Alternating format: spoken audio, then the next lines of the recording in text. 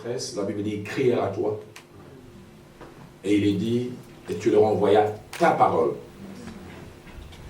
Et celle-ci apporta la guérison.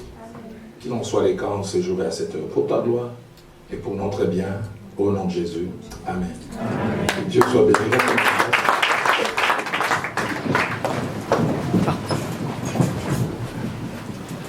Bon après-midi à tout le monde. Je rends grâce à Dieu qui a permis que je sois au milieu de vous cet après-midi. Je voudrais aussi dire un grand merci au pasteur Fabrice pour cette invitation, pour cette main tendue. Merci l'OCDC d'être déplacé lui-même hier pour venir me chercher à la gare avec mon ami Dave. Et merci pour tous ces soins particuliers. Que Dieu soit béni. Merci aussi à vous d'être là ce soir. Certains sûrement ils ont eu affaire à un culte ailleurs et ils ont quand même voulu avoir ces instants. Ce qui est bien, c'est qu'avec la parole de Dieu, il n'y a pas d'excès de table. On peut consommer à volonté. Je voudrais nous inviter à lire deux petites portions des Écritures. Un roi au chapitre 11. Et notre lecture va partir du verset 4 au verset 11. Puis nous lirons le verset 14e. Et puis le verset 23. Un roi 11. 4 à 11. 14 et puis 23. La seconde lecture, nous la faisons dans 2 Chroniques, au chapitre 26, et nous lisons le verset 3 et 4, puis le verset 16, et puis enfin le verset 21. Un roi au chapitre 11, partons du verset 4e. À l'époque de la vieillesse de Salomon, ses femmes inclinèrent son cœur vers d'autres dieux. Et son cœur ne fut point tout entier à l'Éternel son Dieu, comme l'avait été le cœur de David, son père. Salomon alla après Astarté, divinité des Sidoniens, et après Milcom, l'abomination des Ammonites. Et Salomon fit ce qui est mal aux yeux de l'Éternel, et il ne suivit point pleinement l'Éternel comme David, son père. Alors Salomon bâtit sur la montagne qui est en face de Jérusalem un haut lieu pour Kemosh, l'abomination des Moab, et pour Moloch, l'abomination des fils d'Ammon. Il fit ainsi pour toutes ces femmes étrangères qui offraient des parfums et des sacrifices à leur Dieu. L'Éternel fut irrité contre Salomon parce qu'il avait détourné son cœur de l'Éternel, le Dieu d'Israël qui lui était apparu 2 fois. Il lui avait à cet égard défendu d'aller après d'autres dieux, mais Salomon n'observa point les ordres de l'Éternel. Et l'Éternel dit à Salomon, puisque tu as agi de la sorte, et que tu n'as point observé mon alliance et mes lois que je t'avais prescrites, je déchirerai les royaumes de dessus toi, et je les donnerai à ton serviteur. Verset 14. L'Éternel suscita un ennemi à Salomon, Hadad, l'édomite, de la race royale d'Édom. Verset 23. Dieu suscita un autre ennemi à Salomon, Raison, fils d'Eliada, qui s'était enfui de chez son maître, Hadadazer, roi d'Etsoba. Nous lisons 2 Chroniques, chapitre 26, verset 3, au verset 5e carrément, verset 3, 4, 5, puis verset 16, et puis verset 21. Osias avait 16 ans lorsqu'il devint roi, et il régna 52 ans à Jérusalem. Sa mère s'appelait Jécolia de Jérusalem. Il fit ce qui est droit aux yeux de l'Éternel, entièrement comme avait fait Amathia son père. Il s'appliqua à rechercher Dieu pendant la vie de Zacharie qui avait l'intelligence des visions de Dieu. Et dans le temps où il rechercha l'Éternel, Dieu les fit prospérer. Verset 16. Mais lorsqu'il fut puissant, son cœur s'éleva pour les perdre. Il pécha contre l'Éternel son Dieu. Il entra dans les temples de l'Éternel pour brûler des parfums sur l'autel de parfums. Verset 21. Le roi Osias fut lépreux jusqu'au jour de sa mort. Il demeura dans une maison écartée comme lépreux, car il fut exclu de la maison de l'Éternel. Et Jotam, son fils, était à la tête de la maison du roi et jugeait le peuple du pays. Je voudrais ce soir et durant quelques minutes parler sur le thème les 3 facettes de la percée à ne pas ignorer et à ne pas négliger. Les 3 facettes de la percée à ne pas ignorer et à ne pas négliger. Je ne sais pas, depuis que j'ai eu cette invitation et que je commençais à prier, demandant à Dieu de placer un message dans mon cœur, ce sont ces deux textes qui se sont imposés dans mon cœur. Et Dieu m'a dit, je voudrais, Roland, en parlant en mon peuple, que tu fasses deux choses. La première chose, que tu puisses responsabiliser mon peuple. Rendre un homme ou une femme consciente de la responsabilité attachée aux portes que Dieu ouvre, à des dimensions qu'il nous accorde. Il y a quelques années, mon pasteur disait que bénédiction égale toujours responsabilité. Il dit, nous aimons les privilèges attachés à la bénédiction, à la percée, à tout ce que Dieu nous accorde. Mais derrière ces bénédictions, se cache une responsabilité. Mais la deuxième, et ces mots a résonné dans mon cœur comme un écho. Dieu m'a dit, avertis mon peuple. Qui dit avertissement, dit le fait d'attirer l'attention de quelqu'un en l'informant sur un danger potentiel, un danger possible. Mais non seulement l'informer, mais aussi l'appeler à un réajustement de son comportement. Si je marchais comme si de rien n'était, sur une pelouse, et puis je vois, ça arrive souvent chez moi à Kinshasa, tu vois un écriteau, attention, fil électrique 6600 volts. Information, avertissement. Pour dire, ne continue pas à marcher comme tu marchais. Fais un peu plus attention. Sois méticuleux, sinon le pire peut arriver. Dans 2 Pierre, au chapitre 1er, et au verset 13, l'apôtre Pierre, plutôt parlant de l'avertissement, dit, je regarde plutôt comme un devoir, aussi longtemps que je suis dans cette tente, parlant de son corps. J'aime ce qu'il dit, de vous tenir en éveil par les avertissements. Le but de l'avertissement, c'est de nous garder en éveil. Une autre version dit de ranimer vos souvenirs par des rappels à l'ordre. Toujours Pierre, dans 2 Pierre, chapitre 3, au verset 1er dit, vous avez déjà bien aimé la seconde lettre que je vous ai écrite. Dans l'une et dans l'autre, je cherche à éveiller par des avertissements votre saine intelligence. Les 2 textes que nous avons lus sont 2 textes qui parlent de 2 personnes que Dieu a pris de presque rien et leur a accordé des très grandes percées.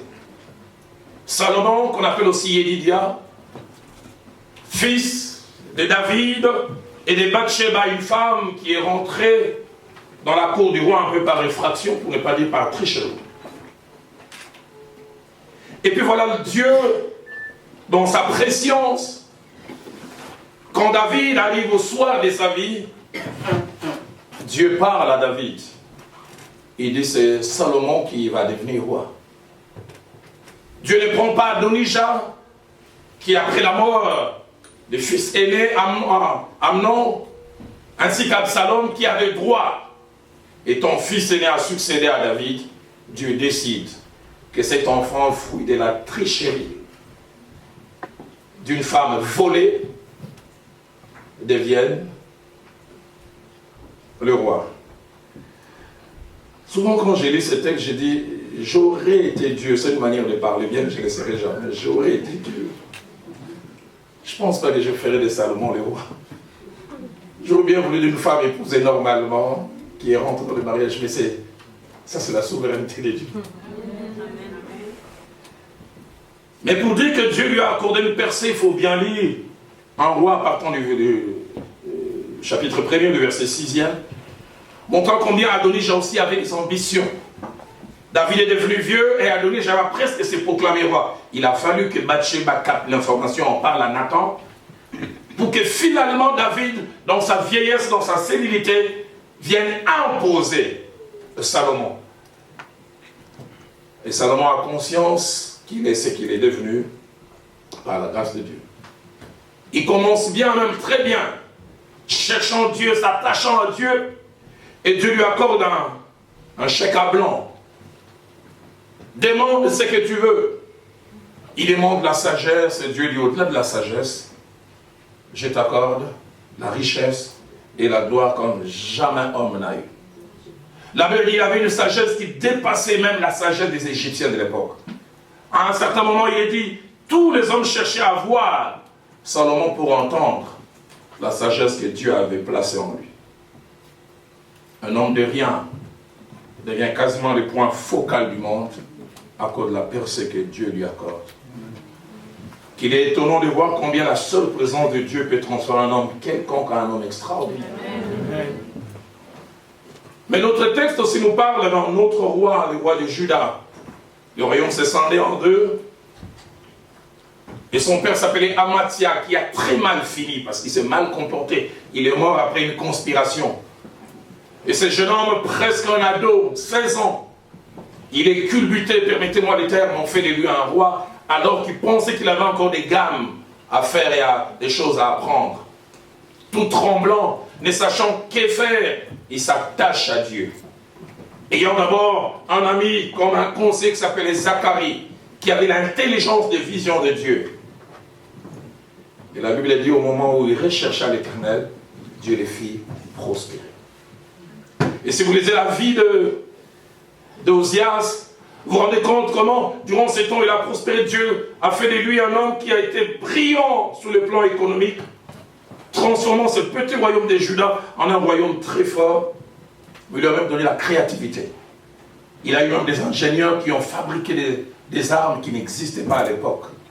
Il avait dit sa renommée s'étendue au loin. De Roi 26, verset 15 en parle. Pourquoi? Parce qu'il fut merveilleusement soutenu par l'Éternel. Mais malheureusement, au moment où il s'élève, une tragédie arrive. Le verset 16 que nous avons mentionné, mais lorsqu'il fut puissant, son cœur s'éleva pour les perdre. Il va s'octroyer des pouvoirs qu'il ne devait pas avoir. Il va au temple et il veut offrir. Les gens l'arrêtent. Ozias, tu n'as pas le droit de les faire. Mais comment ne peut-il pas les faire? Il est contaminé. Parce que tous les royaumes qu'il y a tout autour, ces rois ont non seulement les pouvoirs politiques, mais ils ont aussi les pouvoirs spirituels. Et il n'y a que lui qui se confie au pouvoir politique. Les autres lui disent, mais tu laisses quelqu'un d'autre. Il veut s'octroyer. J'en parlais tout à l'heure. Combien il est triste de voir des gens bien commencer et mal finir. Combien il est triste de voir des gens que l'élévation change, la gloire change. Un homme chez moi parlait de l'ivresse du lait. Il est ivre, mais ce n'est pas à cause de l'alcool. C'est le lait qui l'a rendu ivre. Et comme nous le verrons tout à l'heure, la même main qu'il avait élevée, c'est la même main qu'il a frappé des lèvres. Et il a fini reclus dans une petite case lépreux.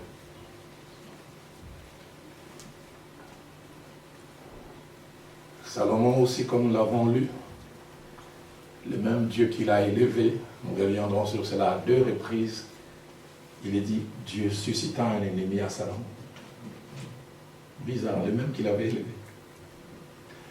C'est pourquoi cet après-midi, je voulais parler des 3 facettes de la percée, pour nous responsabiliser, vous et moi, et pour nous avertir. La première facette de la percée, c'est que derrière chaque percée, il y a un but. Dieu ne nous accorde jamais une percée pour rien. Derrière chaque percée, derrière chaque situation que Dieu nous donne, il nous fait passer du minimum au maximum. Subitement, il nous permet d'avoir plus que ce dont nous avons besoin. Il change notre condition. Il nous donne un nom. Il nous rend visibles. Il nous donne un pouvoir. Il y a un but. Lorsque je parle de but, je pense à 4 choses. Je pense premièrement à la raison d'être d'une chose. Derrière chaque percée, il y a une raison d'être. Deuxièmement, lorsque je parle de but, je parle de finalité. Et derrière chaque percée, il y a une finalité. Troisièmement, lorsque je parle de but, je parle du pourquoi d'une chose. Derrière chaque percée, il y a le pourquoi de cette percée. Quatrièmement, lorsque je parle de but, je parle d'intention première, mais aussi finale. L'intention qui a milité et l'intention que Dieu veut au bout. J'ai 53 ans. Je la République démocratique du Congo. Mais je ne suis pas né à Kinshasa. Je suis né dans un petit village appelé Wembonyama. Quand nous étions petits, on nous appelait les Baouta, donc les gens qui viennent du village, ils sont venus grandir à Kinshasa. D'autres nous appelaient les Mapeka, et Paul.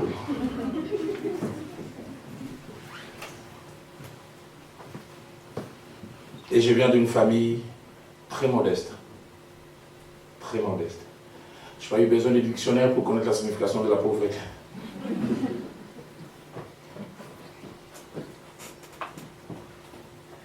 À l'école primaire et secondaire, si je suis allé à l'école 100 fois, je suis allé 95 fois à pied. Nous n'avions pas toujours droit à manger 3 fois les jours. Quand Dieu avait agi, on mangeait 2 fois. Normalement, c'était 1 fois. Et quand, comme il arrivait souvent que Dieu n'agisse pas, on ne mangeait pas. J'allais à l'école à pied en maudissant mon père avec mon jeune frère. Parce que des fois on allait à pied et puis les amis nous dépassaient avec le véhicule et nous on se disait avec mon jeune frère, quand les papas des autres étudiaient, lui il était.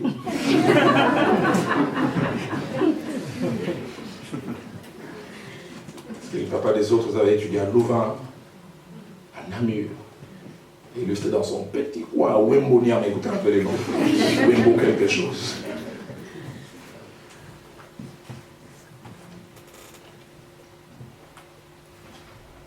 Mais je me souviens de 5 novembre 1985, j'ai accepté Christ comme Seigneur et Sauveur. Je me souviens l'année d'après, on était dans une grande veillée de prière et Dieu a donné les paroles prophétiques. Roland, je rendrai ton nom grand. Je t'amènerai au-delà des mers et des océans annoncer la parole de Dieu. Quand j'écoutais cela, je disais, ça me m'encourager. Je n'ai jamais oublié, un jour, quelqu'un a été saisi par l'esprit. C'était un aîné, il dit, je suis en train de te voir prêchant la parole de Dieu à Toronto. Dans mon cœur, je dis, avant d'aller à Toronto, qui me donne d'abord la nourriture.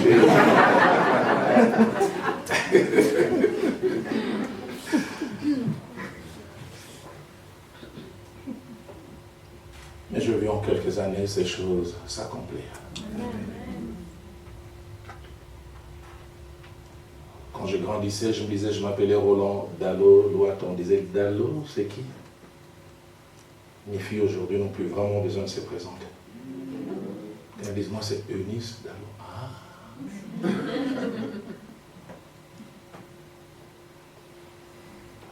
Quand je vois le petit poids que Dieu est en train de me donner par rapport au ministère à l'œuvre de Dieu chez nous au pays, souvent il m'arrive de m'arrêter, je dis, Seigneur, pourquoi tu as pris ce petit garçon de nos zones, de ce petit coin reculé? Pourquoi tu l'as amené là? Pourquoi moi? Pourquoi pas certains? Je n'ai pas l'impression d'être le plus grand prédicateur, le meilleur enseignant. Je ne pense pas que je prie plus que eux tous. Mais Dieu l'a fait. J'essaie toujours de se comprendre. Seigneur, pourquoi moi en cet instant? J'ai conscience que hier je n'étais pas. Et j'ai aussi conscience que demain il est possible que je ne sois pas. Mais aujourd'hui il m'a placé. Pourquoi? Pourquoi Dieu t'accorde cette personne? Pourquoi Dieu t'ouvre ces portes? Pourquoi Dieu t'accorde ces facilités que certains n'ont pas à avoir? Dieu ne nous fait pas passer de l'instabilité à la stabilité pour rien. Dieu ne nous fait pas passer du minimum au maximum pour rien. Dieu ne laisse pas certains manquer et toi avoir et même avoir au-delà pour rien. Proverbe 16, verset 4 dit, Dieu a tout fait pour un but. Le Dieu de la Bible, c'est un Dieu de but. Job dit pour une intention. Il a une intention pour laquelle il permet ou il a permis cette percée, ou même il va la permettre. Si notre bien-être fait partie du pourquoi de la percée, 2 autres raisons font que Dieu nous fasse arriver là où nous sommes. La première raison, que nous servions de témoignage. Dieu veut que par nous et au travers de nous, les gens puissent voir ce dont il est capable. Que la bouche fermée, que nous devenions comme des panneaux publicitaires vantant la gloire de Dieu. Amen. Que des gens disent, voici ce que Dieu peut faire. J'ai dit, j'ai grandi dans un quartier modeste à Kinshasa. Je n'ai pas grandi comme Fabrice à Kinshasa. Les avenues, il a grandi, tout est en français. Orangerie, banane. Moi, je fais des Kengoto, Tolo, Masangambila.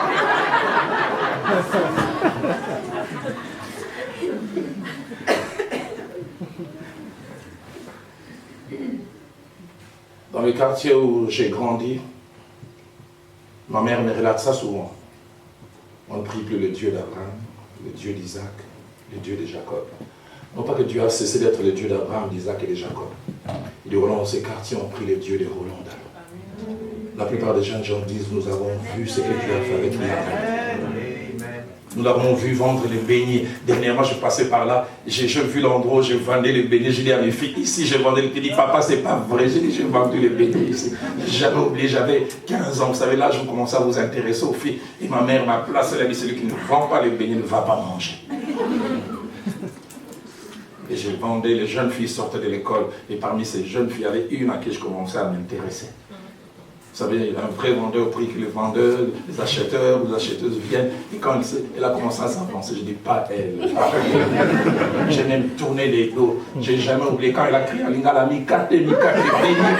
Moi j'ai dit exalté.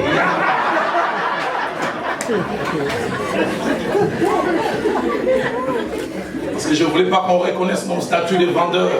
Sinon ma demande d'emploi après n'aura pas de finalité. Mais ça me fait du bien de retrouver ces endroits pour voir tous les parcours par lesquels je suis passé. Quand Dieu nous accorde une percée et que nous servions de témoignage.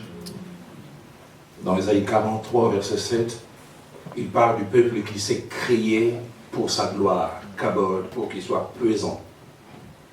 Dans Jean 15, au verset 8, il dit, si vous portez beaucoup de fruits, c'est ainsi que mon Père sera glorifié. Quand nous portons des fruits, son nom est rendu plus grand. Mais deuxième raison pour laquelle Dieu permet que nous puissions vivre et expérimenter les percées, il veut que nous puissions lui rendre deux choses en retour. Premièrement, l'honneur, et deuxièmement, la gloire, en nous attachant à lui encore de plus belle. En les reconnaissant comme étant la source de nos ressources, la source de tout ce que nous avons, afin que nous puissions plus nous attacher à lui. J'aime quand dans Deutéronome chapitre 8, verset 10, ainsi que verset 18, Dieu rappelle ces deux choses à Israël. Et ce qui me frappe d'abord dans ce texte, c'est non seulement ce que Dieu dit, mais c'est les timings. Le peuple sort d'Égypte, ils ne sont pas encore entrés à Canaan, qui est l'image de la percée dans sa totalité. Il dit bientôt vous allez rentrer dans les pays où coule le lait et le miel. Et il dit, verset 10, lorsque tu mangeras et te rassasieras, tu béniras l'Éternel ton Dieu. Voilà la raison pour laquelle je te donne suffisamment pour que tu me bénisses. Que les gens à qui Dieu donne et la louange ne montent pas. Le but pour lequel il te donne ce travail, le but pour lequel il ouvre ses portes, le but pour lequel il fait toutes ces choses.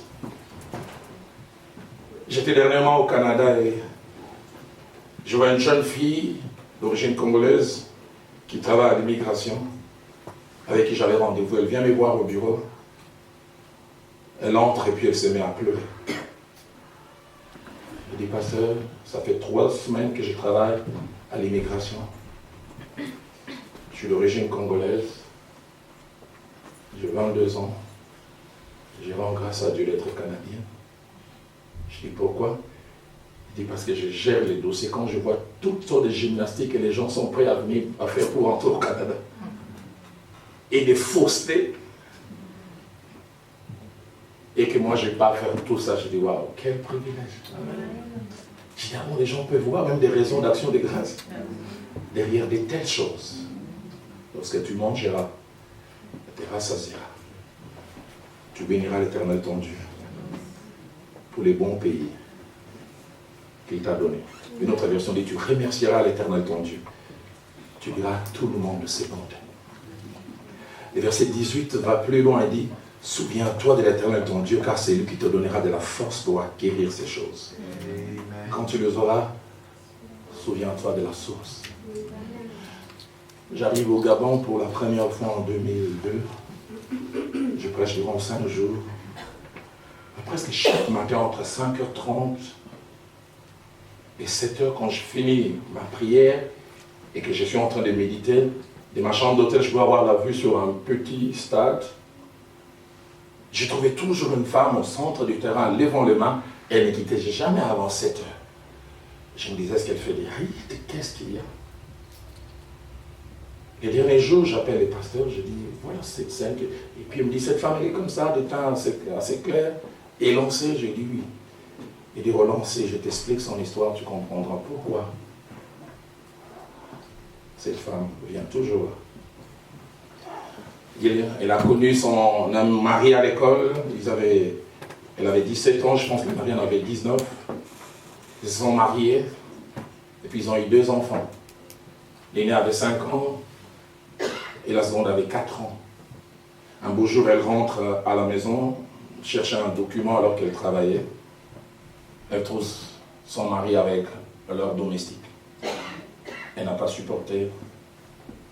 Sa tête a disjoncté, elle a perdu la tête. On l'a gardée dans quelques asiles, vous connaissez les asiles qu'il y a chez nous. Elle s'en est échappée, elle est devenue une célèbre folle de la ville. Durant plus de 10 ans. Et ses enfants ont grandi. Célèbre folle, sale, mangeant des poubelles. Et le pasteur me dit, il y a 5 ans, il y avait une campagne d'évangélisation d'un évangéliste américain. Bizarrement, ça se passait chaque matin de 5h à 7h. Et ce jour-là, à 5h30, alors que cet homme prêchait, la célèbre folle de la ville a voulu rentrer dans les stades, apparemment pour déranger. Et l'homme de Dieu saisit, elle a une parole de connaissance et dit, Dieu me montre une folle. Et Dieu me dit, va la restaurer, laissez-la venir. À peine elle est arrivée, l'homme de Dieu n'a presque pas prié, il a simplement levé la main, elle est tombée. Quand elle s'est relevée, elle a commencé à cacher toutes ses parties intimes. On a reconnu qu'elle a retrouvé sa lucidité. Et le pasteur dira, ce qui m'a étonné, dès qu'elle a retrouvé la lucidité, sa première question était, où sont mes enfants? Et le pasteur me dit, depuis lors, chaque jour, qu'il pleuve, qu'il neige, elle vient toujours à 5 heures à l'endroit où Dieu lui a redonné une certaine chose. Qu'il pleuve, qu'il neige, elle vient à cet endroit où Dieu lui a redonné. Seigneur, donne-nous des gens qui te reconnaissent comme source. Ce que j'ai, je le dois à toi. Combien de gens à qui Dieu donne, et finalement c'est pour autre chose qu'il fait. Lorsque tu mangeras et te rassasieras, tu béniras l'Éternel ton Dieu pour le bon paix qu'il t'a donné. Souviens-toi de l'Éternel ton Dieu, car c'est lui qui te donnera de la force pour les acquérir. Tout ce pourquoi notre Dieu est source. Il y a 2 choses. Il désire 2 choses que nous devons coûte que coûte éviter. La première des choses que Dieu veut que nous puissions éviter, c'est l'oublier comme source. Que nous puissions l'oublier comme source. J'ai pris quelqu'un, Dieu est en train de te donner des ouvertures, il va peut-être les donner demain. Plaise à Dieu que tu ne l'oublies jamais. Amen. Que nous puissions jamais l'oublier comme source. En Deutéronome chapitre 8, verset 7 à 20, il est étonnant de voir quasiment à 2 ou 3 reprises. Dieu dit, bientôt je vais faire ceci, bientôt. Et puis au verset 11, il dit, garde-toi d'oublier l'Éternel ton Dieu. La première fois que j'ai lu ces textes, j'ai essayé de me mettre à la place des enfants d'Israël. Ils ont quitté l'Égypte, pérégrination, souffrance. Et puis ils sont à l'entrée de la terre promise. Et Dieu se met à leur donner des recommandations. Bientôt je vais faire ceci. Bien puis il se met à dire, gardez-vous de m'oublier. J'aurais été à la place d'Israël quand Dieu parlerait comme ça, je donnerais des coups par terre. Quand il aura fini, je lui dirai, ma passe. Tu m'as blessé. On a confiance en l'aide. Tu n'as pas confiance en moi, tu penses que je vais te trahir avec tout ce que j'ai connu avec toi. Pourquoi Dieu donne cet avertissement en ce moment? Il connaît la capacité qu'a la bénédiction de corrompre les cœurs de quelqu'un. Il connaît la capacité qu'a l'élévation de changer les gens. J'ai déjà à peine 53 ans. Je suis dans les ministères depuis 27 ans. J'ai vu des aînés qui ont grandi avec moi, qui sont dans des quartiers périphériques, n'ayant rien. Et Dieu les a élevés. J'ai vu comment ils ont changé. Ceux qui étaient honnêtes sont devenus des tricheurs. Ceux qui ont connu le Seigneur à l'écodine et qui ont grandi fidèles à leurs femmes sont devenus impudiques avec I majuscule. Je vois cet aîné qui nous enseignait la crainte de Dieu. Un jour, il vient me voir au bureau, il dit, Roland, comment vous faites pour rester avec une seule femme? Petit, impose-moi les mains.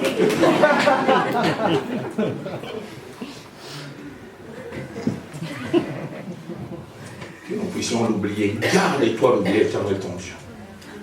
Au verset 14, il ajoute encore, prends garde que ton cœur n'oublie l'Éternel. Au verset 29, il donne un avertissement, il dit, si tu oublies l'Éternel, si tu l'oublies, et que tu ailles après d'autres dieux, si tu sers ces dieux-là et ces prosternes devant, et je vous le déclare formellement, vous périrez. Mais deuxième chose que Dieu veut que nous puissions éviter quand il nous amène une percée, non seulement l'oublier, c'est nous attribuer nous-mêmes ce qui est arrivé. Combien de fois nous dégageons Dieu, nous le mettons de côté. Toujours Deutéronome chapitre 8, verset 17 à 18, il dit, garde-toi de dire en ton cœur, même pas publiquement, en ton cœur, ma force et la puissance de mes mains m'ont acquis ses richesses. Et il ne dit pas les dire, mais les dire dans le cœur. Souviens-toi de l'Éternel ton Dieu, car c'est lui qui te donnera de la force pour les acquérir. Qu'il est triste de voir des gens recevoir un don de Dieu et oublier les donateurs. Oublier la main qui a donné. Frère, le but du don est de nous révéler les donateurs, afin que nous puissions plus et mieux nous attacher à lui. Combien de fois celui qui donne la percée a tendance à dire, ma faute c'est de l'avoir béni.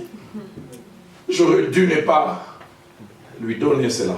Je terminerai tout à l'heure avec un exemple plein de tristesse de quelqu'un qui a été avec moi.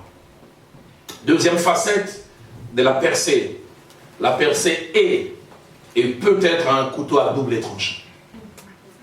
Autant elle est une bonne chose, elle est et elle peut être un couteau à double tranchant. Qu'est-ce que je veux dire par là? Je dis autant la percée nous satisfait, change notre condition, change les regards des autres vis-à-vis de nous, nous rend pesants, nous donne même des fois un poids social. La percée peut aussi devenir un piège. Ah oui, si je sors une fois de l'amphithéâtre de l'université de Kinshasa rempli, plus de 6000 étudiants. Je viens de finir de prêcher, je vais rentrer dans mon véhicule, je vois les gens se bousculer. Laisse-moi, je dois les saluer. J'ai dit au protocole, laissez-les. Ce jeune homme de 22 ans, il me regarde. Il dit, ça a toujours été mon rêve d'être salué. Je pense au petit garçon vendeur de beignets. J'ai dit, aujourd'hui, je me vois, ça devient un rêve. Un rêve. Et quand tu entends ça, si tu n'es pas fort, tu te penses, je suis important, moi. Mais ce n'est pas le plus fort c'est quand il dit, mais est-ce que je peux te saluer? Je les salue. Il se retourne et dit à son ami, ici, révérend Dalombo, t'es dans ça là 3 jours dans ce soir. Je viens de saluer Roland Dallot, je vais faire 3 jours, je ne vais pas laver les mains. Je regardais l'arôme de Roland Dallot. Quand tu entends ça, tu penses que moi je suis un surhomme. Couteau à double tranchant. Et les 2 passages que nous avons lus nous les montrent. 1 Roi 4, 29 et 34. Dieu a accordé une percée à Salomon. Écoutez ce que la Bible dit. Dieu donna à Salomon de la sagesse, une très grande intelligence et des connaissances multipliées, comme le sable qui est au bord de la mer. Le verset 34 ajoute, il venait des gens de tout le peuple pour entendre la sagesse de Salomon de la part de tous les rois de la terre qui avaient entendu parler de sa sagesse. 1 Roi 10, 23, 24 ajoute, tout le monde cherchait à voir Salomon pour entendre la sagesse que Dieu avait mise dans son cœur. Verset 23 dit, le roi Salomon fut plus grand que tous les rois de la terre par les richesses et la gloire. À cause des richesses et de la gloire que Dieu lui a voulu donner. Quelque chose d'étrange, très étrange arrive.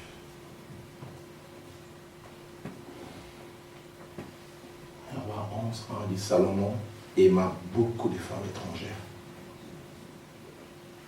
verset dit, appartenant aux nations dont l'Éternel avait dit aux enfants d'Israël, vous n'irez point chez elles. Et le plus difficile, c'est le verset 4 et la suite. À l'époque de la vieillesse de Salomon, ces femmes inclinèrent son cœur vers d'autres dieux. Je n'arrive pas à expliquer ça.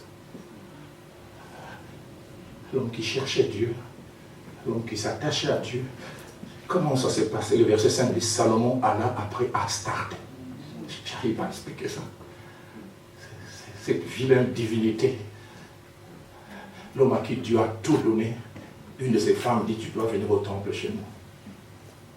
Et il y va, il ne s'arrête pas là.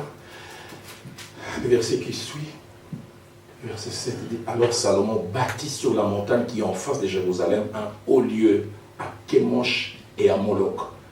Donc d'un côté, il y avait les temples de Jérusalem, symbole de sa communion avec Dieu, et juste en face, un temple pour Kémosh.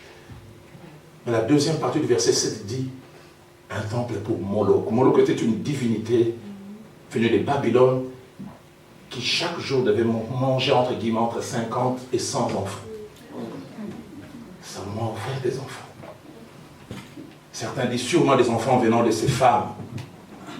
L'homme, c'est dans le cœur de Dieu. Vous et moi, nous n'avons aucune idée de là où la gloire de Dieu peut nous amener.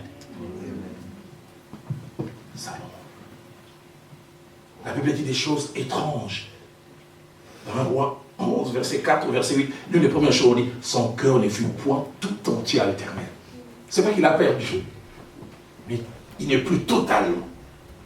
Une partie pour Dieu, une autre pas pour Dieu. Deuxièmement, on dit, il y eut plusieurs femmes. Et j'aimerais dire avec l'argent de Dieu. Un pasteur de chez nous à Kinshasa dit, chaque samedi, Salomon dotait quelque part. Le samedi, il a doté à Massina. Samedi prochain, à Gili. L'autre samedi, qui mouille avec le Bas-Congo. Un vieux pasteur de Nzabemala me dit, il avait tellement de femmes qu'il oubliait des fois les noms. Quand il voyait une, toi, c'est encore qui 700 femmes et 300 princesses comme concubines. Troisièmement, il devint idolâtre. Et quatrièmement, il bâtit des temples. Et la Bible dit, il fit ce qui est mal aux yeux de l'Éternel. Les mêmes séquences se retrouvent avec Osias. Commençant faible, tremblant, et qui recherche Dieu, Dieu les fait prospérer. Et quand Dieu les fait prospérer en lui accordant une percée, Osias, comme nous l'avons dit, veut assumer ses responsabilités politiques. Il va dans les temples. Il avait des hommes courageux l'arrêtèrent. Il leva la main. Troisième facette, et je termine.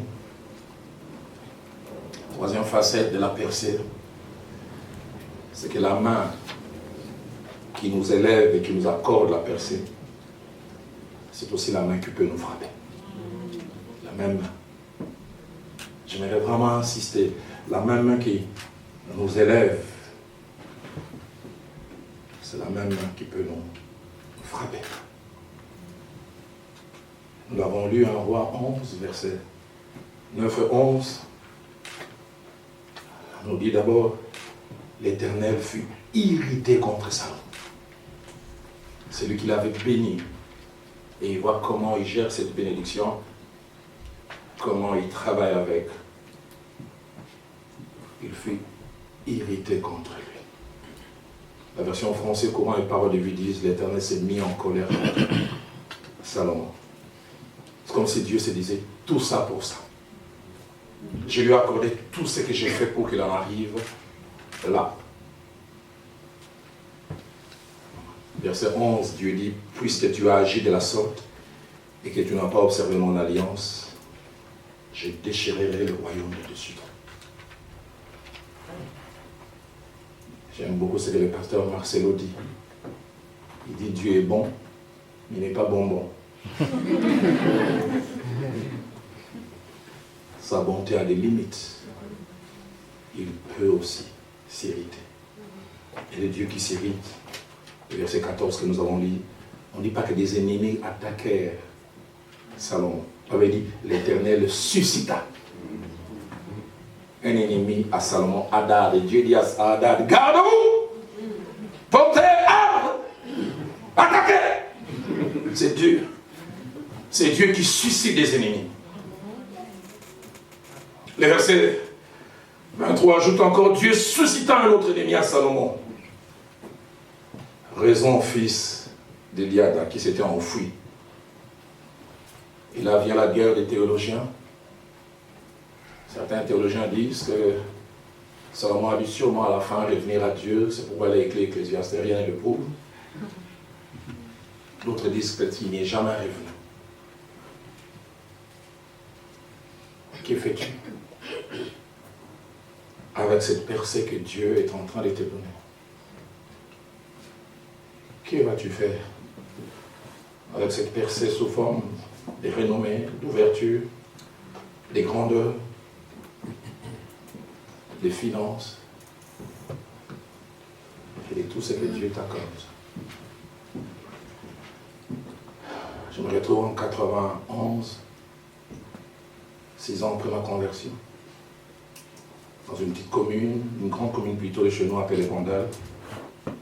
En priant avec 6 autres amis, on était à 7. 7 jours à 7 qu'on cherchait Dieu. Que veux-tu de nous? Où veux-tu nous amener?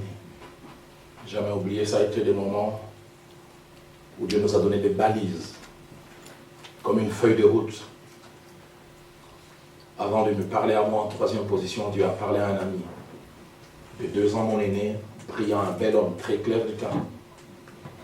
Très bel homme, qui a connu le Seigneur depuis qu'il avait 4 ans. Il a grandi quasiment à l'église à l'école du dimanche. Paille, il s'appelait. Dieu lui dit, Paille, je te ferai asseoir avec les grands.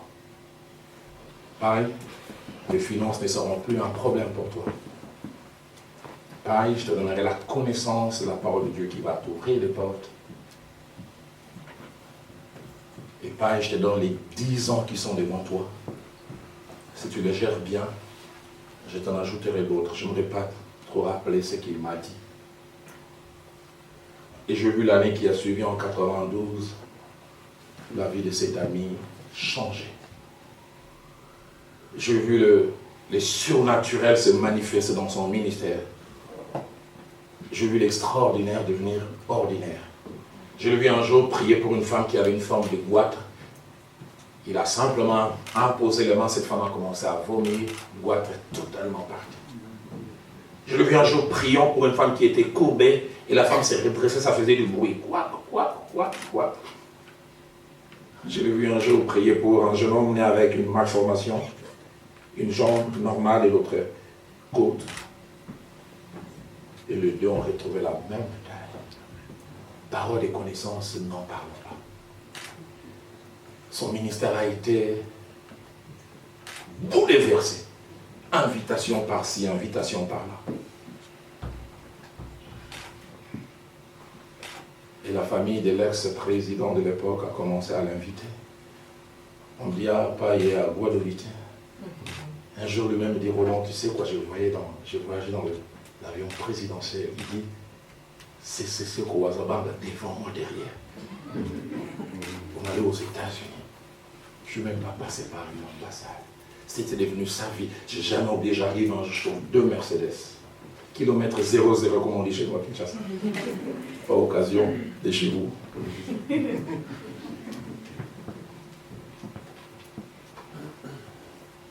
protocole d'État a commencé à venir les chercher. Le commissaire d'État de l'époque, ministre d'aujourd'hui, commence à venir les chercher. Un jour, j'arrive chez lui et je les trouve avec des bouteilles de whisky. Ivre. Il commence même à discuter avec moi. Roland, où est-ce que c'est écrit qu'il ne faut pas?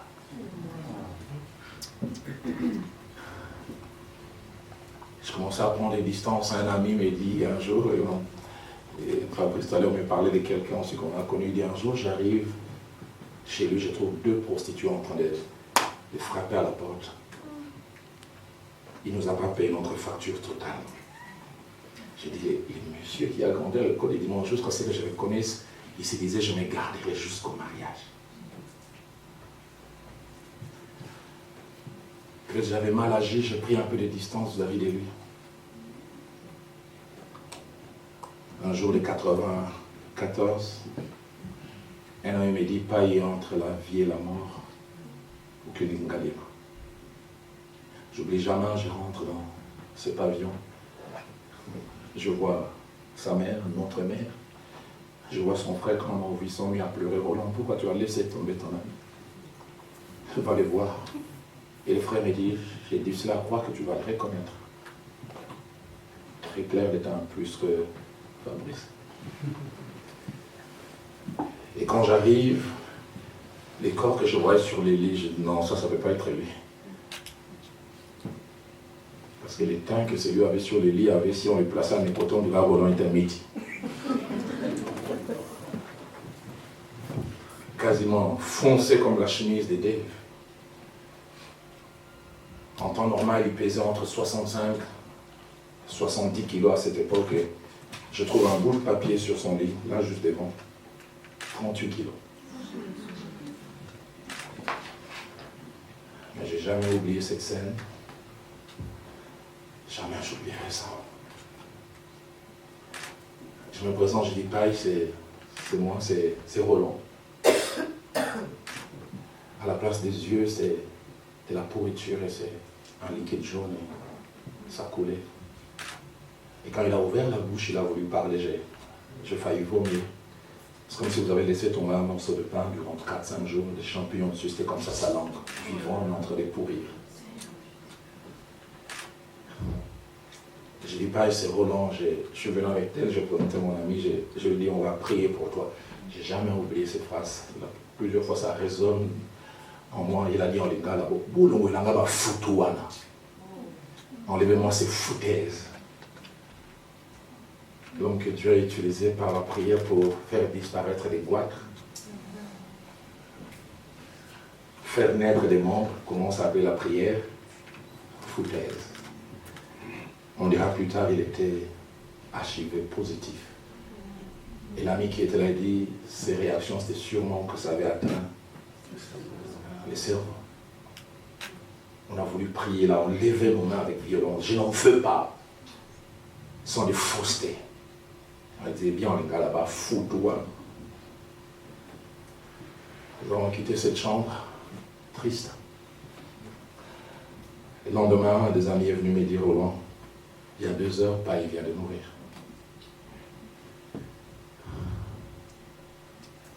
Mais 2 choses m'ont interpellé. La première, il m'a dit, Roland, c'est pas nous de décider qui ira au ciel et qui n'ira pas. Et je dis, j'ai difficile à croire que Paille ira au ciel. Je lui dis pourquoi, il dit, j'ai assisté aux derniers instants. Il dit, c'est battu avec des êtres invisibles. Il disait, je vois des gens avec des fourches venir me piquer. Laissez-moi, laissez-moi, laissez-moi. Et il est mort comme ça en se battant. Il dit, les infirmiers ont eu même difficile à plier ses bras. Et ses yeux étaient tellement hagards. Mais la deuxième chose qui m'a frappé, c'est, j'ai dit, on est qu'en 94. Il y a 3 ans qu'on a prié, Dieu lui a parlé des promesses sur 10 ans. Dieu a-t-il changé? Le Dieu qui a parlé des 10 ans, comment 3 ans après sa vie s'arrête? Le plus important, c'est pas la personne. Qu'est-ce que tu as fait? Comment tu la gères? Qu'est-ce que ça fait de toi? Je veux vous inviter à baisser notre tête. Je voudrais inviter notre groupe d'adoration à revenir.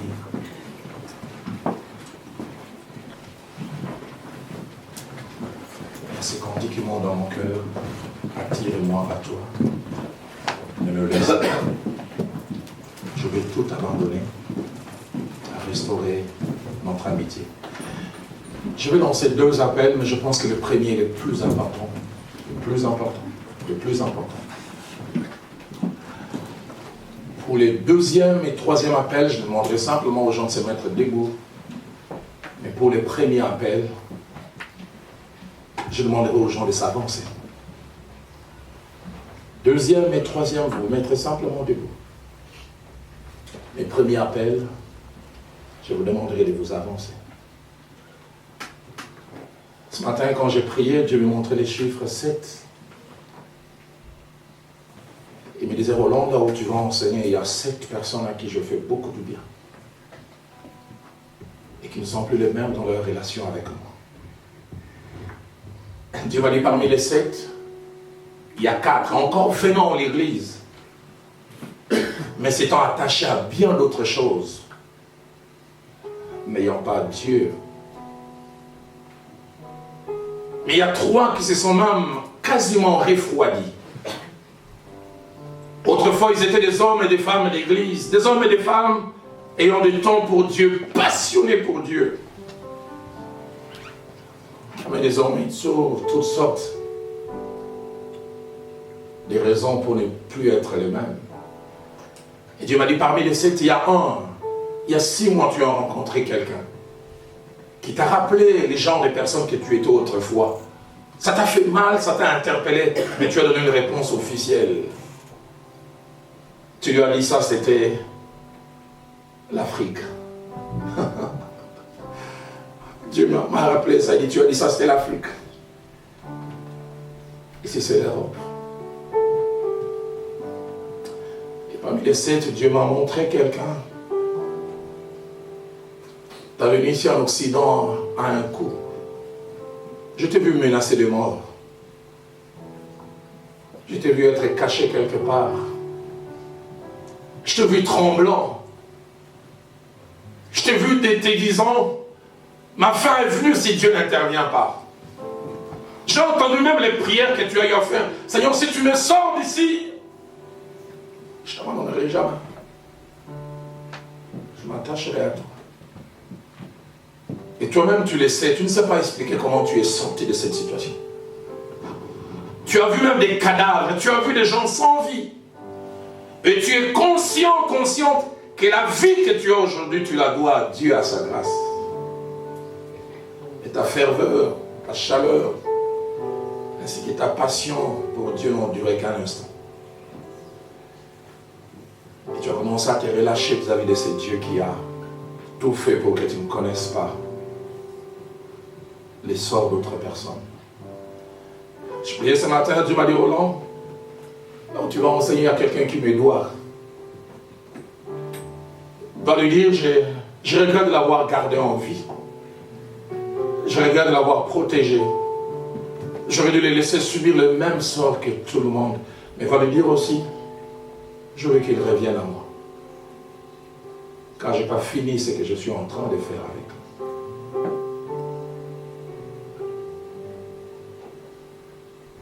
Écrivant cette église, le Seigneur me dira, ce que j'ai contre toi, c'est que tu as abandonné ton premier amour. Je suis étonné, Dieu ne dit pas que tu ne m'aimes plus. Une autre version dit, tu ne m'aimes pas comme autrefois. Tu ne m'aimes pas comme au départ. Il y a quelqu'un ce soir qui veut dire, je ne veux plus être un ex passionné, une ex zélée, une ex amoureuse de Dieu. J'aimerais redevenir. Dieu me disait de te dire, il peut faire de cette soirée le premier jour de tout le reste de ta vie.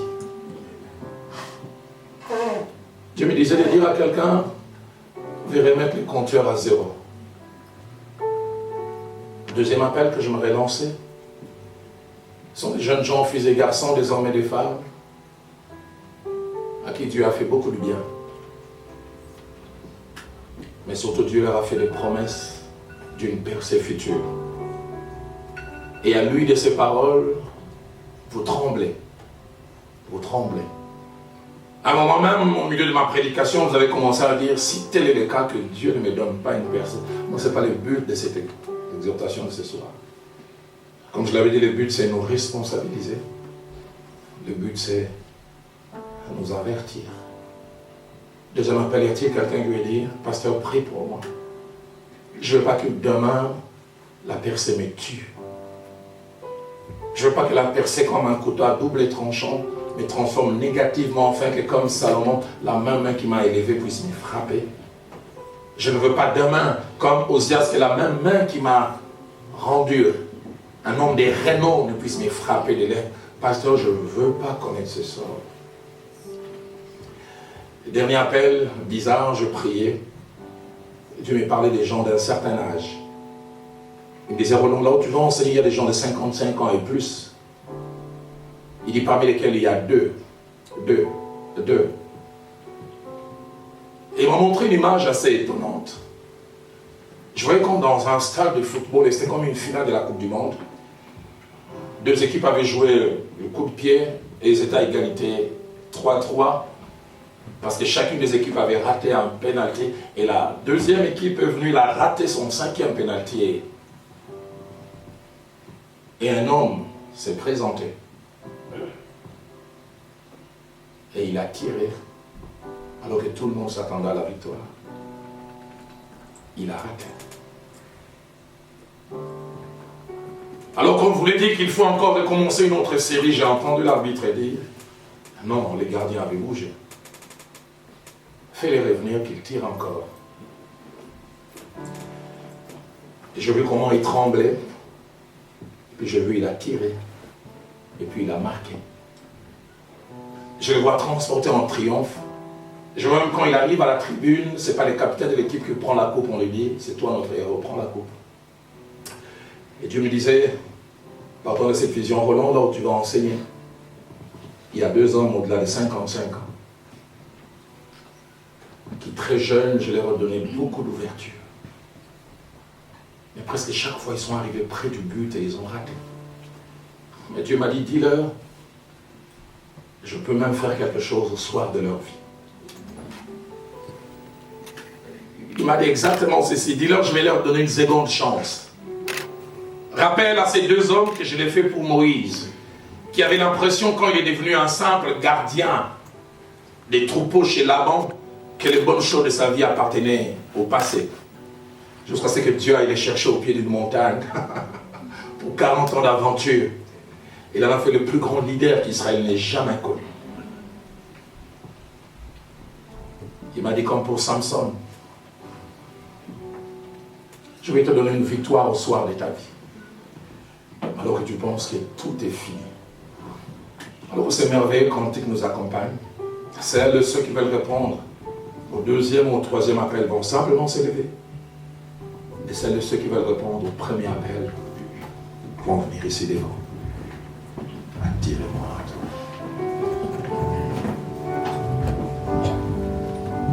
Attire-moi à toi. Ne laisse pas.